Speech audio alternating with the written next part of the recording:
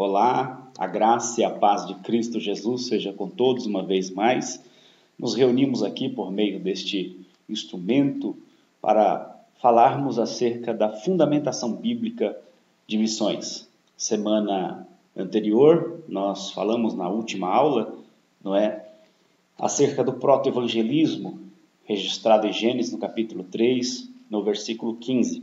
Abordamos um pouco mais aí o livro do Gênesis, o princípio, Bereshit, e tratamos então de toda a sequência que existe do capítulo 3 até o versículo 11, que é a queda, propriamente dita, falando sobre a queda da humanidade em Adão, e por fim terminamos ali no capítulo 11 falando acerca da Torre de Babel, Nesta feita ou nesta aula, nós daremos continuidade ainda no livro do princípio, no livro do Gênesis, o Bereshit, e falaremos ainda algumas coisas muito importantes que existem aqui. É de total importância nós falarmos ainda aqui um pouco no livro do Gênesis, porque tem muita coisa que se define aqui, como já disse também, não é? E agora então passamos a falar do chamado de Abraão. Saímos então desse período do capítulo 3 ao capítulo de número 11 e vamos dar entrada ao capítulo de número 12 de Gênesis. E acredito que depois daqui nós vamos poder dar uma ótima avançada pelo Antigo Testamento, pois após a narração do chamado de Abraão, poucas coisas restam ali que ainda precisemos ou precisaremos abordar. Pois bem, para falarmos do chamado de Abraão, nós precisamos ainda falar no capítulo 11, logo depois da queda da torre, no capítulo 11, no versículo 27 de Gênesis, nós ainda vamos encontrar a narração da origem da família do Abrão, que na época ainda era Abrão, Então está lá, Gênesis capítulo 11, versículo 27 ao Gênesis capítulo 12, versículo de número 4, nós leremos. Diz aí o texto: E estas são as gerações de Terá. Terá gerou Abrão, a Naor e a Arã, e Arã gerou a Ló. E morreu Arã, estando seu pai Terá, ainda vivo, na terra do seu nascimento, em Ur dos Caldeus. E tomaram Abrão e Naor mulheres para si. O nome da mulher de Abrão era Sarai, e o nome da mulher de Naor era Milca, filha de Arã, pai de Milca e pai de Isca. O texto aí está dizendo para nós, bom salientarmos, falando da vida ainda em Ur dos Caldeus, Está falando ainda da vida em Ur dos Caldeus, falando onde nasceram, os filhos de Terá, dizendo que eles se casaram ainda estando lá, E alguns tiveram filhos ainda em Ur dos Caldeus. E o versículo 30 justifica o porquê que a esposa de Abrão ainda não tem filhos. E Sarai foi estéril, não tinha filhos. O versículo de número 31 diz: E tomou Terá a Abrão, seu filho, e a Ló, filho de Arã, filho de seu filho, e a Sarai, sua nora, mulher de seu filho Abrão, e saiu com eles de Ur dos Caldeus para ir à terra de Canaã, e vieram até Arã e habitaram ali. Foram os dias de Terá 205 anos, e morreu Terá em Arã. No capítulo 12, versículo 1, continua a história, lembrando, com relação aos capítulos e versículos da Bíblia, são de tempos muito recentes, como já falei, mencionei em uma das aulas aqui, aproximadamente no ano 1500, posterior a Cristo, que ficaram prontos os exemplares de Bíblia, completamente com capítulo e versículo na sua totalidade. Então, o capítulo 12, versículo 1 é uma continuação da história, e que diz assim, começa até com ora, aí, uma junção de conteúdo.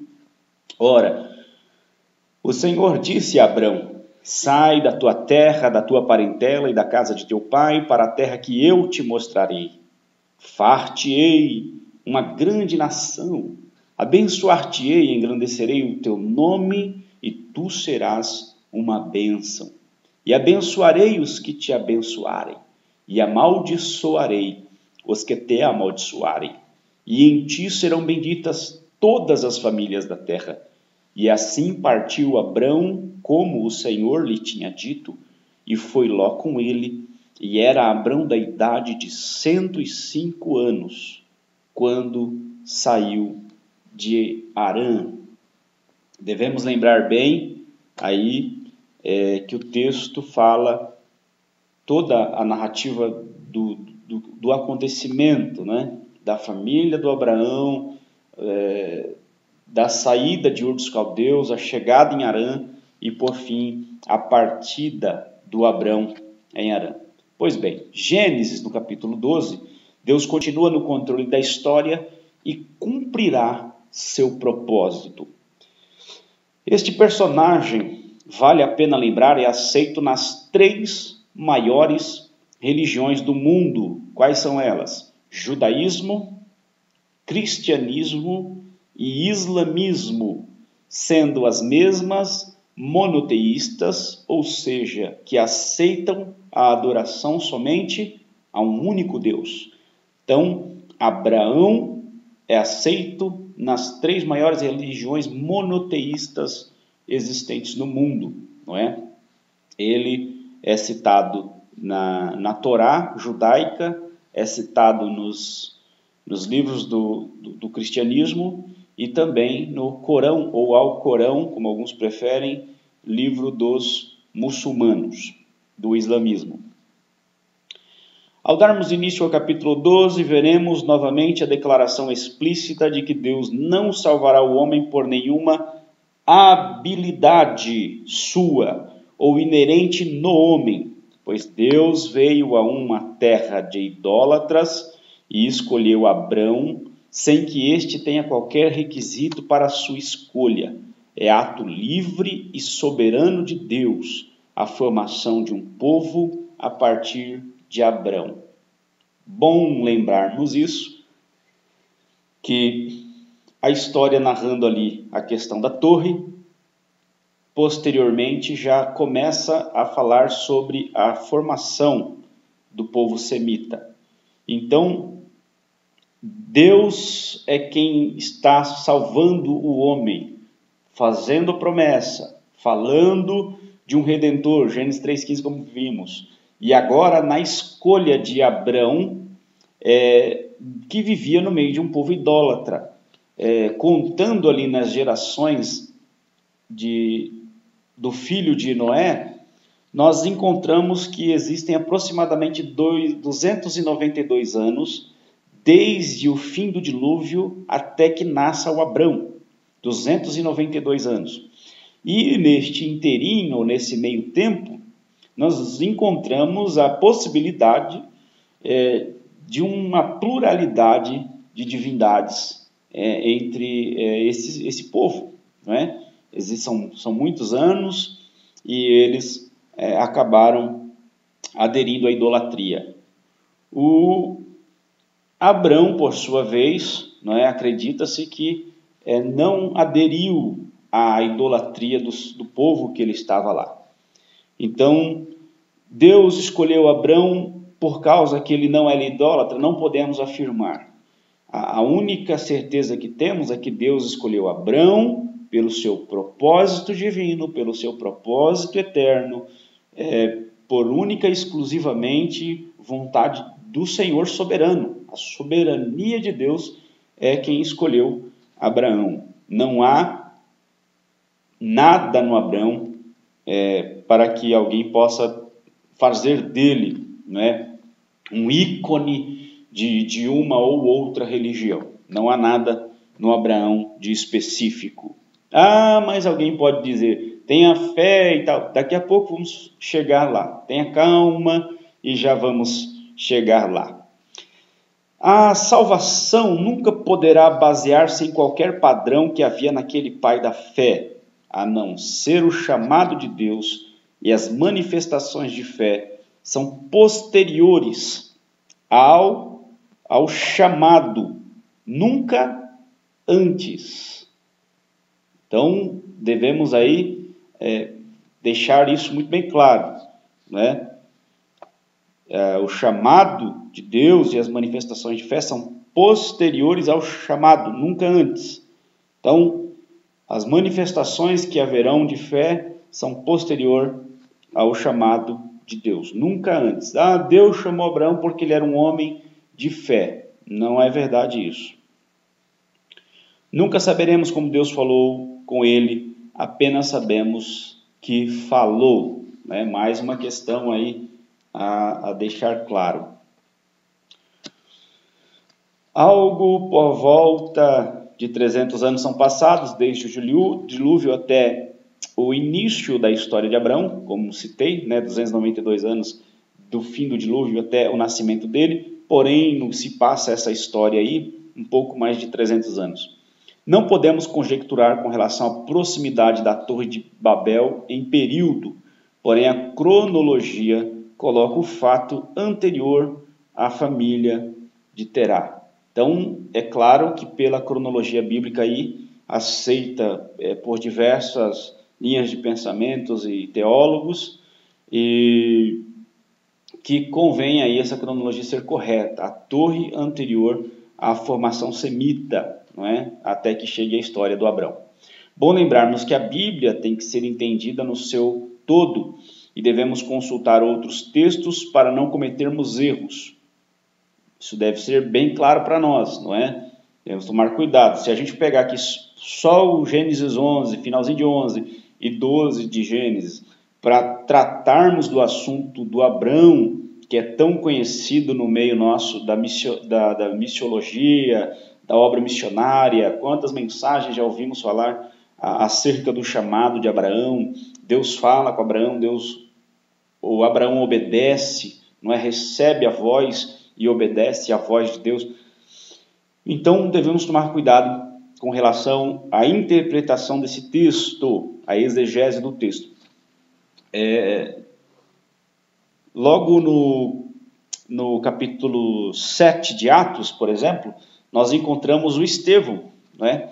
Estevão está lá fazendo sua defesa ou fazendo sua denúncia também, e em Atos dos Apóstolos, no capítulo 7, então encontramos o Estevão falando, não é, que o chamado de Abraão se deu ainda na Mesopotâmia, em Ur dos Caldeus, antes de ir a Harã. Então, devemos tomar muito cuidado. A Bíblia deve ser entendida no seu todo. E o Estevão, pelo que ele aprendeu, pelo que ele recebeu de história dos seus rabinos e de todo o ensinamento passado de geração para geração, compreende que o chamado de Abrão se deu quando eles ainda estavam na Mesopotâmia, não é? Para quem não sabe, Mesopotâmia, o significado é um rio que se separava dois locais, não é? Mesopotâmia, não é? Em meio a rios. Então, Abrão foi chamado antes, porque se lemos a sequência de 11 e 12 de Gênesis, dá-nos a entender que o chamado de Abraão se deu após a morte de seu pai, não é? E recentemente eu observei aí um grande pregador do Evangelho, um grande expositor da palavra do nosso ministério, e ele conseguiu colocar aí entre Gênesis 11 e 12 toda a justificativa do chamado de Deus para Abraão posteriormente à morte de seu pai. E ignorou completamente Atos dos Apóstolos, capítulo 7. O contexto nos garante, então, no todo, que Abrão foi chamado lá ainda na Mesopotâmia, em Ur dos Caldeus. Certo é que ele deve ter convencido seu pai, não é? Sua família de ir junto, mesmo que o texto posteriormente vai dizer que o chamado de Deus era para que ele saísse do meio de sua parentela, não é? E ele, então, sai, porém, com a família e, posteriormente, precisa parar em Harã por um longo tempo e ali permanece. Não é? Posterior à morte de seu pai, é que o Abrão, então, resolve continuar sua jornada. Mas o chamado não se deu aí, o chamado é anterior a isso. E ele, então, ouvindo a voz de Deus, continua a sua caminhada, não permanecendo em Harã, com um único detalhe, que se ele está saindo com a sua família da Mesopotâmia, de Ur dos Caldeus, agora após sair de Harã, ele ainda continua levando família, que é o Ló, que ainda continuará trazendo problemas para o Abraão e posteriormente vai haver a necessidade de uma cisão, não é? Vai ser necessária uma ruptura aí de família por causa do chamado de Deus para o Abraão. Então, estamos aqui compreendendo muito bem isso. Devemos também aproveitar que precisamos usar o Novo Testamento e entrarmos no assunto da maior chamada de Abraão, que está em Gálatas, capítulo 3, versículos 8, 16 e 18. Já que nós estamos aí precisando falar no Novo Testamento, para elucidarmos a questão do chamado do Abraão, não é? Para sair do meio da sua parentela, nós vamos então usar aqui alguns textos do Novo Testamento, porque, aliás, falarmos de Abraão é muito mais do que um sair da sua terra, do meio de sua parentela. Nós estamos tratando de um grande homem da história e, como já falei, ele é citado em das três maiores religiões do mundo, e para nós o assunto de Abraão está em toda a Bíblia, inclusive acerca da fé, que é o que eu quero falar também. Gálatas, no capítulo 3, no versículo 8, diz o seguinte: ora, tendo a Escritura previsto que Deus havia de justificar pela fé os gentios, anunciou primeiro o Evangelho a Abrão, dizendo: todas as nações serão benditas em ti. Então, o que nós temos aí? O texto nos diz claramente que o Evangelho foi anunciado a Abraão, mas qual Evangelho? O que diz? Todas as nações serão benditas em ti. O texto está tratando da justificação pela fé de um povo que não são judeus, gentios. Abertamente estamos falando já de salvação para outros povos, sendo esse o desejo do eterno Deus, de tal forma que o anúncio deste evangelho foi previsto pelas Escrituras. Então, está bem claro aí o que nós entendemos em Gálatas capítulo 3, versículo 8. Não é? A Escritura está falando de um evangelho anunciado por Abraão. E esse evangelho que está sendo dito na Escritura, que está sendo anunciado por Abraão, é de Deus justificar pela fé gentios, não judeus. Já tem aí o desejo de Deus de fazer isso, não é? O Abraão é o primeiro a receber. Então, a notícia, o evangelho, que é boas novas ou boa notícia, já é entregue para Abraão, demonstrando com isso que a salvação se dará de formas diferentes do que os judeus interpretaram, não é? Porque ele está dizendo que o evangelho aí é todas as nações serão benditas em ti, uma boa nova, que já está anunciando que no Abraão as nações serão abençoadas ou benditas. O versículo 16 do mesmo capítulo aí diz o seguinte: ora, as promessas foram feitas a Abraão e a sua descendência. Não diz e as descendências, como falando de muitas, mas como de uma só, e a tua descendência, que é Cristo. Então, o autor aos Gálatas aí, o apóstolo Paulo, está defendendo seu pensamento aí, sua tese, revelando que a promessa feita lá para Abraão é falando de uma descendência no singular e não no plural. Novamente temos o texto afirmando acerca do Messias, como sendo descendente de Abraão, e neste a promessa se cumpre. A tentação de interpretar o texto no plural seria inclusive missiológico, talvez. Porém, o autor desta carta está declarando que haverá um descendente no singular e nele se cumprirá por fim a promessa. Olha que coisa interessante e importante nós estarmos falando. O Messias anunciado em Gênesis 3,15 agora está sendo melhor interpretado já no Abraão, não é? No chamado de Abraão, na promessa de Deus sendo feita ao Abraão, já temos aí o anúncio de que no descendente do Abraão haveria bênção a todas as nações. Louvado seja Deus por causa de Jesus, nosso Senhor, o Messias, não é? Porque nele se cumpre toda a promessa de Deus de abençoar as nações. Nele todas as nações são abençoadas, como nós vemos hoje. E a confirmação ou a repetição do fato está em Atos, no capítulo 3 e no versículo 25.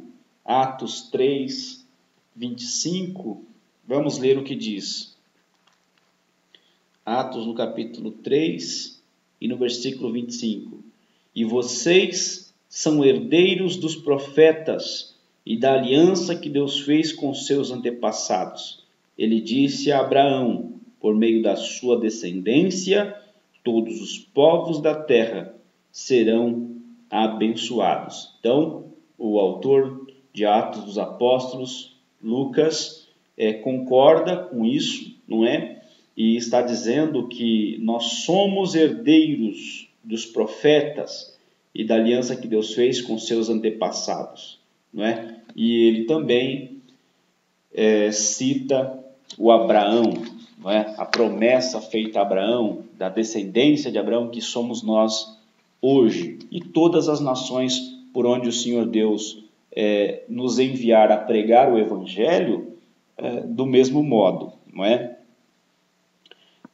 Por fim, analisamos aí o versículo de número 18 também da carta aos Gálatas, capítulo 3. Porque se a herança provém da lei, olha aí, já não provém da promessa, mas Deus, pela promessa, a deu gratuitamente a Abraão. É uma defesa do apóstolo Paulo com relação a se a promessa é por lei ou se é por graça, não é? E ele está defendendo, dizendo que a herança, se a herança provém da lei, já não provém de promessa, não é? Não depende só da promessa, depende do cumprimento da lei. Então a promessa não tem nada a ver com isso, mas a lei é que tem. Mas Deus, pela promessa, deu gratuitamente a Abraão. Todo o discurso acerca deste assunto repercutirá em nossa forma de vermos a salvação, independente de cultura. Por isso que é muito importante nós estarmos falando desse assunto já, tratando, já que estamos falando do Abraão, não é? Precisamos já falar logo desse assunto, inclusive abordando aqui alguns textos do Novo Testamento, não é? Para não precisarmos repetirmos futuramente nas aulas, quando estivermos falando sobre o Novo Testamento. Então, independe de cultura, pois toda religião existente muda a forma de ver este fator determinante para a raça humana. Então, vai haver divergência, não é? Nas religiões, nas culturas por onde formos Deus nos enviar, há uma divergência nesse modo de ver. Esses textos bíblicos que são fundamentais para a salvação. Se nós mexermos nisso aqui, nós perderemos completamente o sentido bíblico de salvação. Devemos tomar cuidado com isso, prestar atenção nesse assunto. Então, pois toda religião existente muda a forma de ver este fator determinante para a raça humana, sendo Deus o autor da promessa, e esta mesma promessa não está sendo feita por qualquer virtude do receptor. Não há nenhuma virtude no receptor, como já mencionei, que é o Abraão, para ser feita esta promessa, tá certo? Não é por questões de virtude. Não existe ainda lei para analisarmos qual parâmetro dessa se enquadra o receptor para que haja esta promessa. Ainda não existe lei nesse período que está sendo feita promessa ao Abraão. Não existe lei para nós procurarmos saber por qual delas, qual dos parâmetros da lei Deus está falando a Abraão que se cumprirá a promessa na sua vida. Gratuitamente é a mensagem de todo missionário que tem se tornado filho de Abraão, a exemplo da imitação da fé daquele. A palavra gratuitamente aí, no versículo 18 do capítulo 3 de Gálatas, é um fator determinante. Determinante, não é? Gratuitamente a Abraão, uma promessa feita gratuitamente. Não tem preço por esta promessa. Essa é a mensagem do Evangelho, mensagem missionária, mensagem do evangelismo, de um Deus doador, do Deus que faz a promessa para o receptor que está alheio a essas promessas, que está vivendo sua vida em Ur dos Caldeus, e o Senhor Deus se revela a ele e o chama. Que santo chamamento, meus irmãos, que Deus maravilhoso, que chamou a mim, chamou a você, chamou a todos nós, não é? Sendo que nós nem perguntávamos por ele, e ele nos chamou, nos envolveu com esta obra. Louvado seja o seu nome, porque não é nenhuma virtude, não tem virtude em mim, não existe virtude em você para que a obra missionária aconteça. É somente por causa da vocação, da soberania de Deus na vocação. O Senhor Deus é quem escolheu e isso basta. Isso nos nutre no campo missionário. Os irmãos talvez ainda não tiveram experiência, mas como isso é fortalecedor para quando estamos no campo de missões, não é? Essa certeza de que não foi por virtude, foi somente por causa da soberania absoluta de Deus. Não há nada além disso. Lembrando-nos também do que nos aconselhou Jesus acerca de Abraão, que está lá em João capítulo 8 e o versículo de número 39. Responderam e disseram-lhe: nosso pai é Abraão. Jesus disse-lhe: se fosseis filhos de Abraão, faríeis as obras de Abraão. O povo judeu quis dizer para Jesus que eles eram descendentes de Abraão, não é? E Jesus imediatamente respondeu para eles: se vocês fossem realmente filhos de Abraão, vocês fariam as obras do Abraão. Simples assim, né?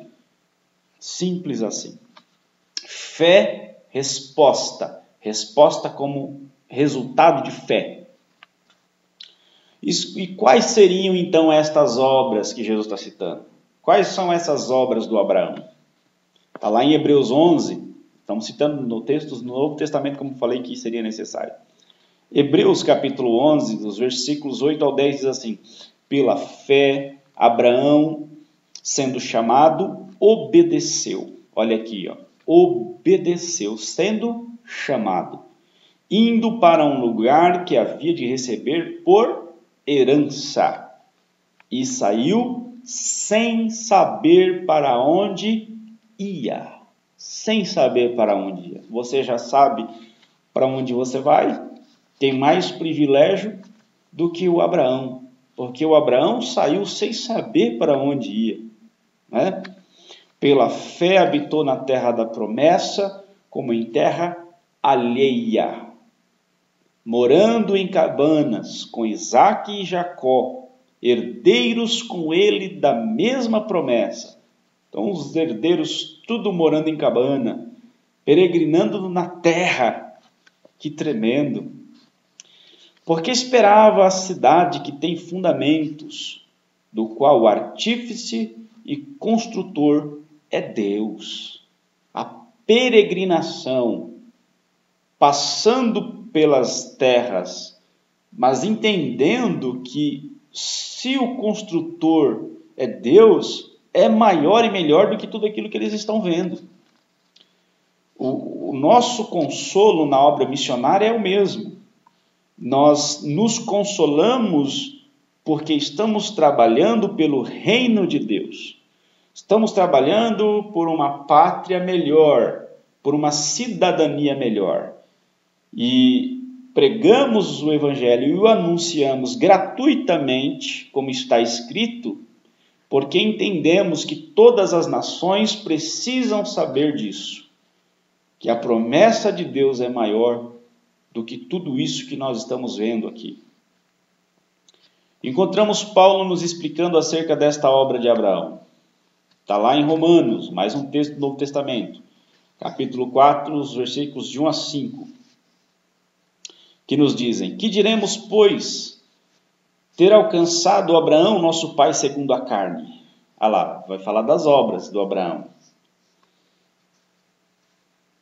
Porque se Abraão foi justificado pelas obras, tem de que se gloriar, mas não diante de Deus. Se o Abraão foi justificado pelas obras, ele tem do que se justificar. Só que o texto está dizendo que diante de Deus isso não pode acontecer. Pois que diz a Escritura? Creu Abraão a Deus, ou em Deus, e isso lhe foi imputado como justiça. A obra do Abraão foi crer. Creu Abraão, e isso lhe foi imputado, colocado nele como justiça. A justificação se deu pelo ato do crer. O crer só foi visto ao sair. Isso é muito importante. Ora, aquele que faz qualquer obra não lhe é imputado o galardão segundo a graça, mas segundo a dívida. Se alguém trabalhou, recebe pelo que trabalhou. Então não existe graça nenhuma aí.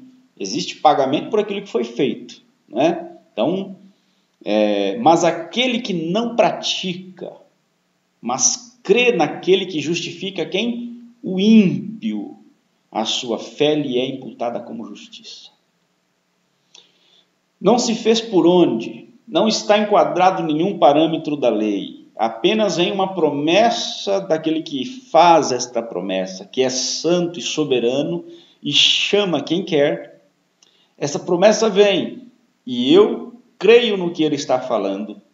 E ao crer e andar, dar um passo de fé com relação a essa voz que está falando comigo, ao caminhar de acordo com o que eu recebi, crer, não duvidar, aceitar, acreditar e andar. E vem justiça da parte de Deus a essa pessoa, a mim e a você, a nós. Ouvimos o chamado de Deus, Deus fala conosco, nós ouvimos os chamados e colocamos em prática isso. Nesse colocar em prática vem justiça de Deus sobre a nossa vida. Vem justificação de Deus, salvação do mesmo jeito. Vem salvação para aquele que ouve e pratica, põe em prática, faz profissão de fé. Vamos ver isso. Vamos ler ainda então, no mesmo capítulo 4 de Romanos, dos versículos 13 ao versículo de número 25. Versículo 13 do capítulo 4 de Romanos diz ainda: porque a promessa de que havia de ser herdeiro do mundo não foi feita pela lei a Abraão ou a sua posteridade, mas pela justiça da fé. Não existe nenhuma lei aí ainda. É somente pela fé, pelo que Abraão está crendo no que Deus está falando. E está sendo travado um pacto, uma aliança, né? Uma aliança de fé com quem está ouvindo, o receptor. Porque se os que são da lei são herdeiros, logo a fé é vã e a promessa é aniquilada. Porque a lei opera a ira, porque onde não há lei também não há transgressão. Muito sério isso, não é? E precisa haver muita interpretação sobre isso aqui, porém não é o caso agora. Porque a lei opera a ira. Portanto, versículo 16 diz, portanto é pela fé para que seja segundo a graça, a fim de que a promessa seja firme a toda a posteridade. É pela fé, meu irmão, para que seja para todas as nações, todos os povos, raça, língua, povo e nação, para que todos eles estejam lá em Apocalipse 5, reunidos diante do trono do Cordeiro. Louvado seja o nome do Senhor, que é pela fé, meu irmão. Louvado seja Deus, pois é pela fé, não é pela lei. Pode-se chegar a toda a gente, em todo lugar. E ela pode entrar em ação. Não é pela lei. Se fosse pela lei, somente os judeus teriam acesso. Mas não é pela lei. Graças a Deus por isso. Portanto, é pela fé, para que seja segundo a graça, a fim de que a promessa seja firme e toda a posteridade, não somente a que é da lei, mas também a que é a da fé que teve Abraão, o qual é pai de todos nós. É pela fé, para que todos nós que temos fé, todos nós que imitamos a fé de Abraão, sejamos filhos do Abraão pela fé, na imitação da sua fé. Como está escrito, por pai de muitas nações te constituí, perante aquele no qual creu, a saber, Deus, o qual vivifica os mortos e chama as coisas que não são como se já fossem. Veja que interessante. Como está escrito, por pai de muitas nações te constitui. Olha o chamado do Abraão aí. Perante aquele no qual creu, a saber Deus, o qual vivifica mortos e chama as coisas que não são como se já fossem. O que ele está dizendo, assumindo, afirmando é que o que Deus está falando ali é cabal, é aliança, é imutável, é um plano de Deus, é propósito de Deus, está sendo travado com um eterno. Se estivesse sendo tratado com um homem temporal, teria fim. Mas quem está fazendo a promessa é o Deus eterno. É uma aliança eterna, uma promessa eterna. O qual em esperança, ao versículo 18, o qual em esperança creu contra a esperança, tanto que ele tornou-se pai de muitas nações, conforme o que lhe fora dito. Assim será a tua descendência. O qual em esperança creu contra a esperança. Se Deus tem falado com você, é contra a esperança talvez que você tenha que lutar. Porque as coisas existentes, físicas, não é? Querem nos fazer acreditar que não existe nada além disso. Porém não é verdade. Deus é espírito. Importa que o verdadeiro adorador o adore em espírito e em verdade. Existe um chamado. E obedecer esse chamado é possível. Versículo 19. E não enfraquecendo na fé, não atentou para o seu corpo já amortecido, pois era já de quase 100 anos, nem tampouco para o amortecimento do ventre de Sara. Então, ele não enfraqueceu na fé, por ver coisas físicas que eram problemas, não é? Tem um certo missionário, não me recordo agora quem, ele disse o seguinte, acho que o Oswald Smith disse isso. A missão começa difícil, torna-se impossível e então é feita. Interessante isso. O desejo de enfraquecer na fé será enorme. As investidas do maligno para nos fazer parar serão grandiosas. Porém, nós não podemos desanimar na fé, porque ouvimos Deus nos chamar. Isso é muito importante. E não duvidou da promessa, diz o versículo 20. Não duvidou da promessa de Deus por incredulidade, mas foi fortificado na fé, dando glória a Deus. A tentativa foi forte, mas ele venceu dando glória a Deus, glorificando a Deus, exaltando a Deus, demonstrando, Senhor, eu continuo crendo naquilo que o Senhor falou comigo. O Senhor falou há tantos anos sobre esta obra, mas eu continuo crendo, Senhor.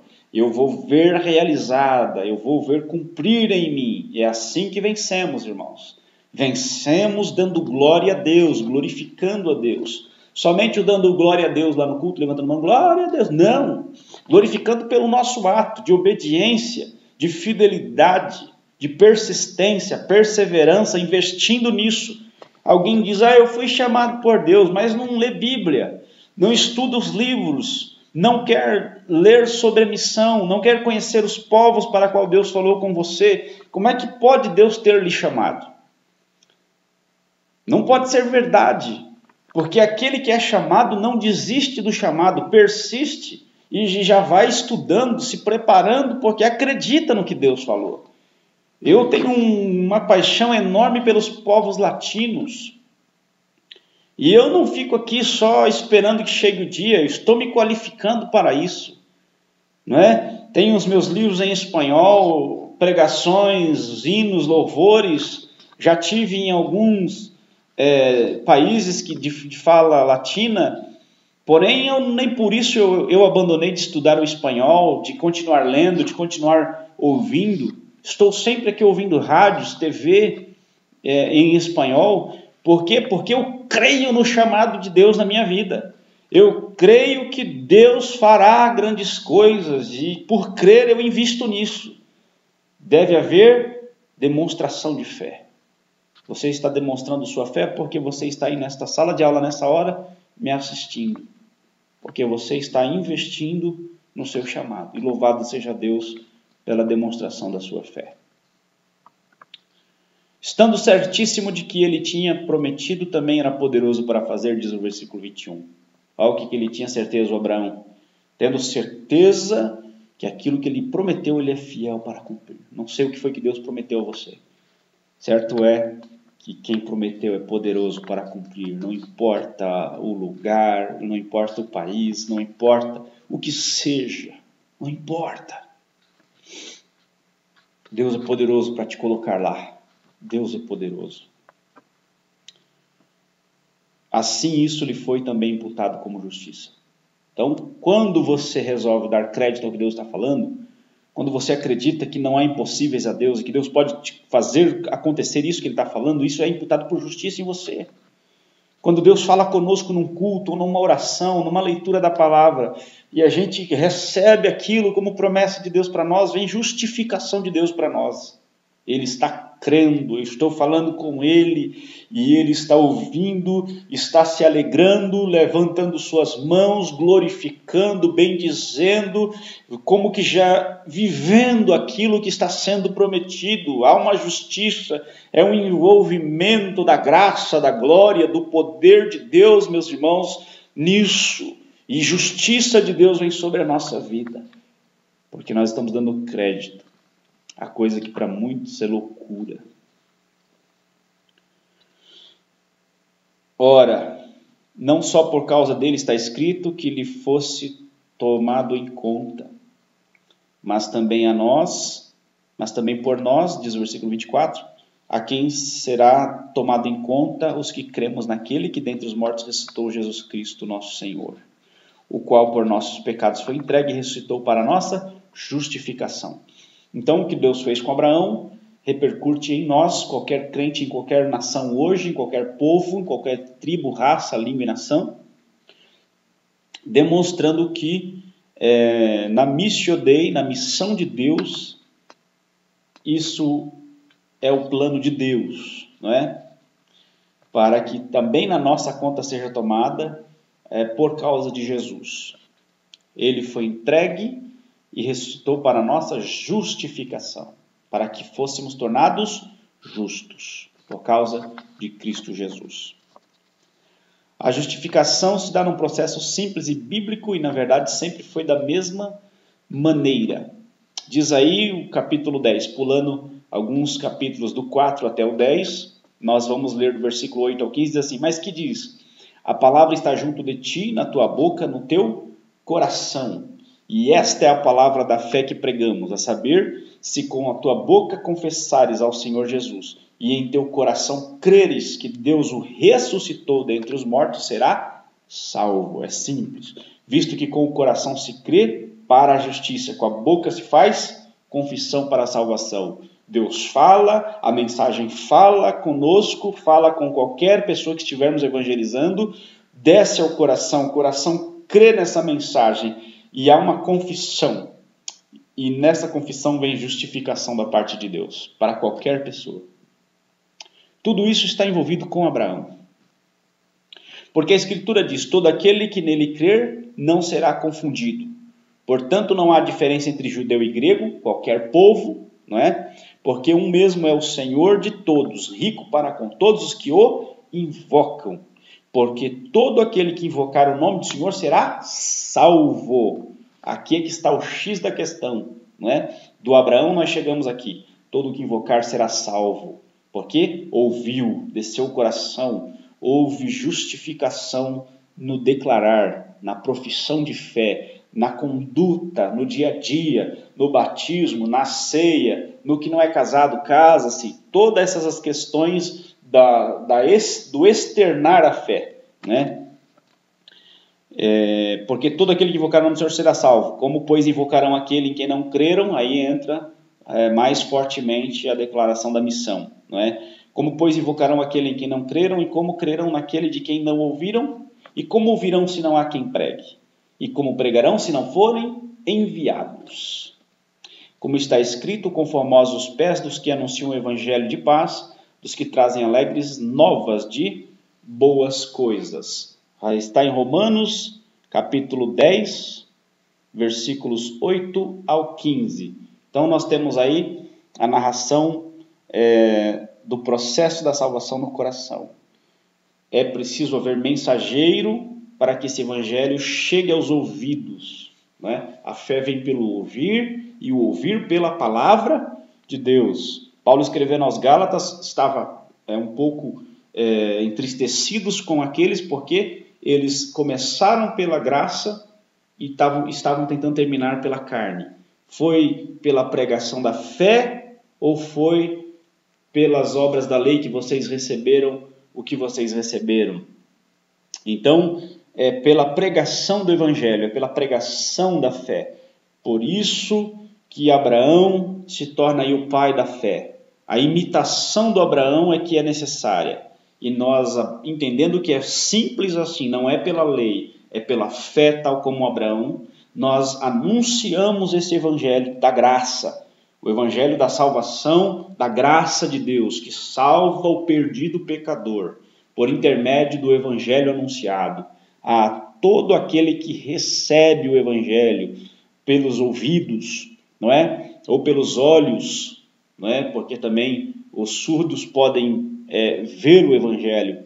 Então, quando o evangelho entra no homem, desce ao seu coração, não é? E ele processa isso, crê nessa mensagem, confessa com a sua boca ou por atos, não é? Da profissão de fé, a justificação de Deus para essa pessoa e ela entrou na salvação de Deus.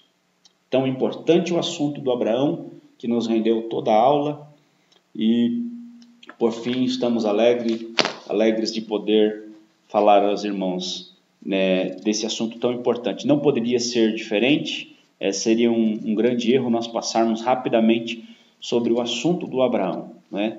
É totalmente necessário que a gente falasse também do processo da salvação pela fé que está implícito aí, que está contido no nome do Abraão, né? Então que Deus continue abençoando os nossos irmãos em Cristo Jesus. Até uma próxima aula, querendo o nosso Senhor e nosso Deus. Fiquem todos na paz do Senhor Jesus. Amém.